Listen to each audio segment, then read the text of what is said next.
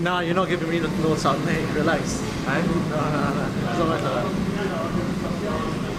All about Hussein here from FightHype.com. I'm here with, I don't know if you're a parody account, I don't know if it's a real lady, and who am I stood in front of? Someone walked past me earlier and went, "Oh, you're that geezer out of No Context Hearn." I'm like, no, I'm not a geezer out of it, that is me. So yeah, it's been interesting. A lot of people are using those memes, don't even know who I am or know what boxing is. So it just shows you how much of a tit I make of myself sometimes. But you know, it's all good. Maybe my popularity is starting to spike a little bit. Maybe not, but we'll is that good for the company though? They might start researching Eddie Hearn and might get to maybe. It's the same argument as the KSI Logan Paul fight. You know, if you can engage people, if you can get people interested, whoever they are, it's great for what you try and do.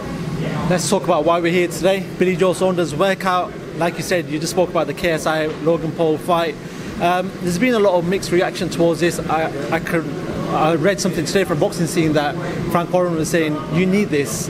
DAZN, yourself working with DAZN, you might have not got as many subscribers as they might have wanted you to get, and you need this. Is that the sort of situation? I need to deliver subscribers. That's my job, and this is probably one of the biggest subscription drivers out there in boxing.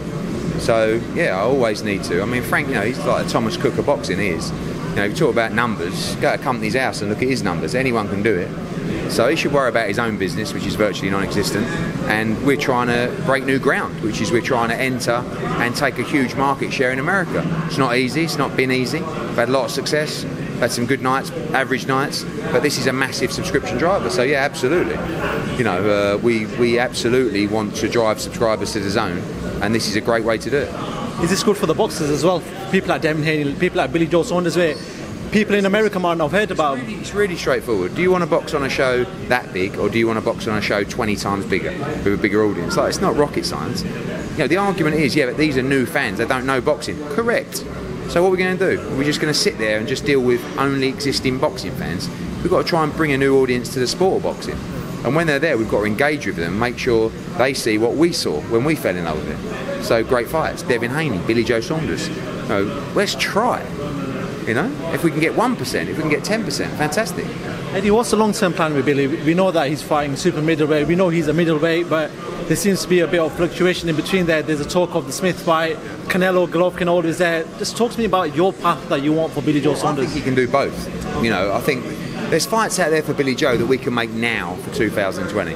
Callum Smith, Demetrius Andre, Danny Jacobs. But there's also Canelo and Triple G. I believe he's got a great chance of getting the Canelo fight, Cinco de Mayo. Obviously, he's got to beat Kovalev first.